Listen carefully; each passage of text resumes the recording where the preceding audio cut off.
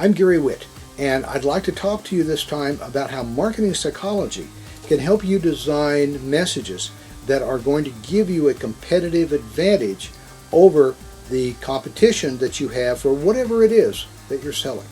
Now, you remember that the fundamental principle of marketing psychology is that people do not want what you're selling, and they sure don't want to pay you any money for it. Okay? What they want to buy are satisfactions. You promise to sell them satisfactions, and you use the features of your product to prove you can deliver on that. So, let's talk about how this works, and I'll do it by telling you a story. Okay? John decides he wants to buy a Corvette. He's a little bit of an older fella. He goes into a dealership, and there's a cherry red Corvette convertible there on the showroom floor, just beautiful. Salesman comes out and he says, "Sir, this is a beautiful car. It's got 26 coats of hand rubbed paint. It's got 16 Bose speakers in the sound system. It can go from 0 to 60 in 3.6 seconds." And he goes on about the features of the car. John is really impressed, and he says, "This is, just what I like, but I'm going to look around a little more. I'll come back." Goes into a second dealership. There is exactly the same car, cherry red, same price. Second salesman comes out. Second salesman opens the door. He says, "Sir, sit right down in these English leather bucket seats." John slides in. Salesman shuts the door. He leans over and he says, "Now, sir, just imagine. You're zooming down the highway at 90 miles an hour. The sun is shining. The birds are singing. The tunes are blasting out of this Bose sound system with 16 speakers. You feel free as a bird. You screech up to a stop sign, and there's 3 beautiful women there, and they say, 'Wow, what a car.'" And John says, "Where do I sign?" The second salesman realized what the first salesman didn't. John did not want to buy a Corvette.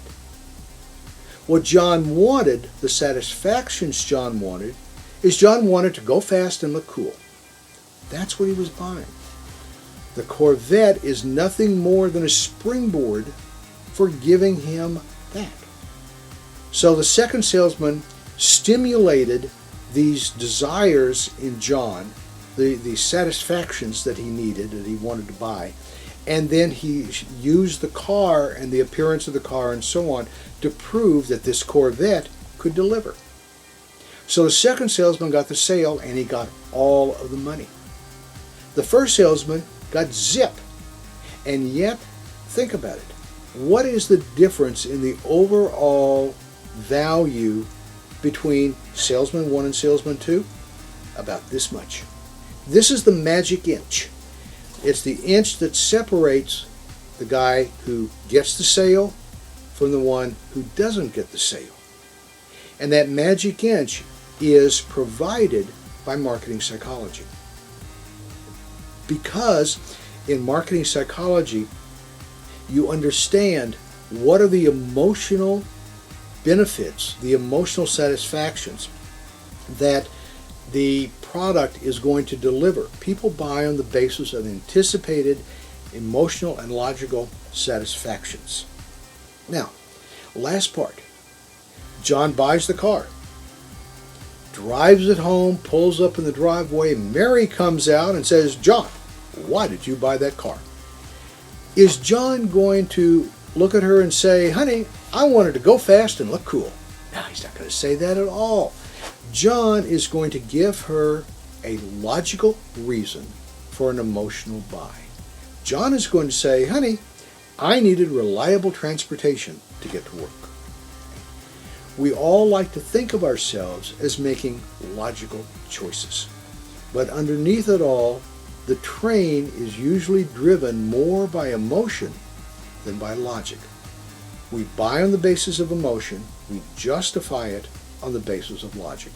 So if you are analyzing your target market's anticipated satisfactions in terms of both logical satisfactions and emotional satisfactions, then you will be able to design a marketing message that is going to be better than your competitors, and it is going to cost you nothing more because you have given some additional thought and understanding to what it is that your target market truly wants to buy. We'll talk more about marketing psychology more next time.